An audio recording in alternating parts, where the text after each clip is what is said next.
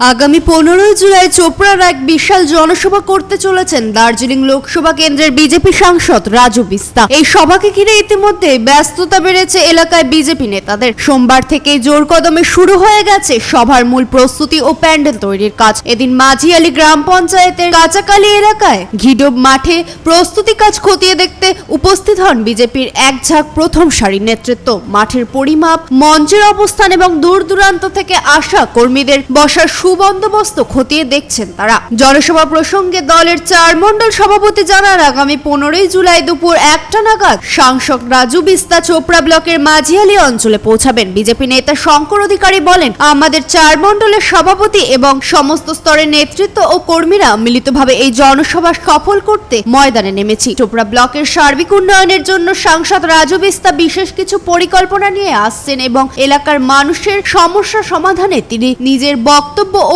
বার্তা পেশ করবেন। বিজেপি নেতৃত্বদের পক্ষ থেকে চোপড়া ব্লকের অন্তর্গত সমস্ত দলীয় কর্মী, সমর্থক এবং সাধারণ জনগণের উদ্দেশ্যে এই জনসভার বিপুল জনসংযোগ যোগ দেওয়ার আহ্বান জানানো হয়েছে। সাংসদ রাজু বিস্তা চোপড়ার মানুষের জন্য কি বার্তা নিয়ে আসছেন তা শুনতে এবং এলাকার সার্বিক উন্নয়নের স্বার্থে সকলকে 15 জুলাই কাঁচাকালী ঘিডোব মাঠে উপস্থিত থাকার জন্য অনুরোধ করেন স্থানীয় বিজেপি নেতৃত্ব।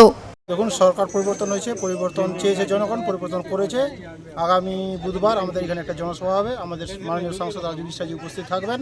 তো আমি প্রত্যেকটি ভোটারকে বলবো, যারা ভোট দিয়ে আমাদের সরকারের পরিবর্তন এনেছেন, টিএমসির বিরুদ্ধে ভোট দিয়ে বিজেপিকে এনেছেন, তো আপনাদের আবদার অভিযোগ শোনার জন্যই আমাদের সম্মানীয় সাংসদ রাজু বিস্তাজি আসছেন। আপনারা সকলেই এই অনুষ্ঠানে আসবেন, যোগদান দিয়ে এই আমাদের অনুষ্ঠানকে সাফল্যমণ্ডিত করে তুলবেন। আপনার মণ্ডলেই এই জনসভাটা হতে চলেছে, কত সংখ্যক মানুষকে নিয়ে আসবেন? এই যাই হোক, এটা আমাদের এই কত লক্ষ্যমাত্রা রয়েছে করার পরে আমরা যা জানলাম, আমাদের 2 নম্বর মণ্ডল থেকে 5000 এবং অন্যান্য মণ্ডল থেকে টোটাল 10,000 মতো আয়োজনের আমরা ব্যবস্থা করেছি।